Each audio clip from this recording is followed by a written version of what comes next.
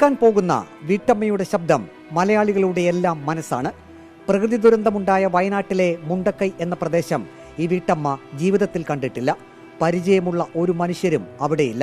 എന്നിട്ടും ഈ വീട്ടമ്മയുടെ മനസ്സ് മുഴുവൻ മുണ്ടക്കൈയിലാണ്.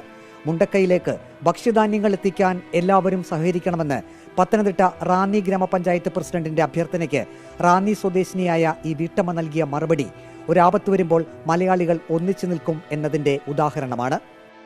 പ്രകാശേ, ഞാനൊരു 10,000 രൂപ തരാം. പിന്നെ കൊന്നപ്പിള്ളച്ചേട്ടൻ്റെ അവിടുന്ന് ഒരു ചാക്കരിയും എടുത്തോളാം, ഞാൻ പൈസ കൊടുത്തോളാം. 2018 മഹാപ്രളയമുണ്ടായപ്പോൾ പമ്പാ നദിയിൽ നിന്നും വെള്ളം കയറി റാന്നി മുഴുവൻ മുങ്ങിപ്പോയിരുന്നു.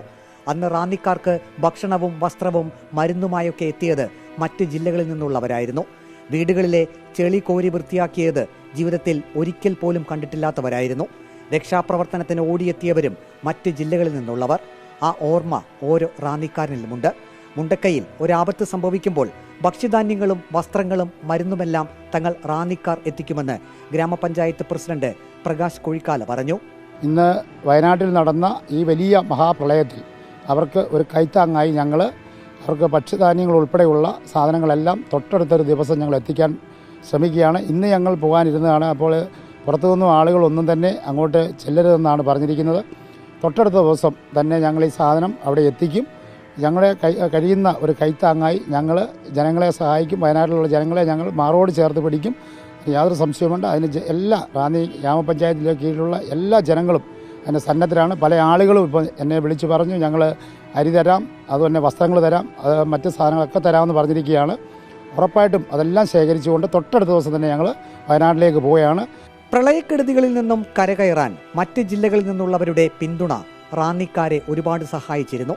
പ്രകൃതി ദുരന്തം അനുഭവിച്ചവർക്ക് അതിന്റെ വേദന മറ്റാരേക്കാളും നന്നായി അറിയാം.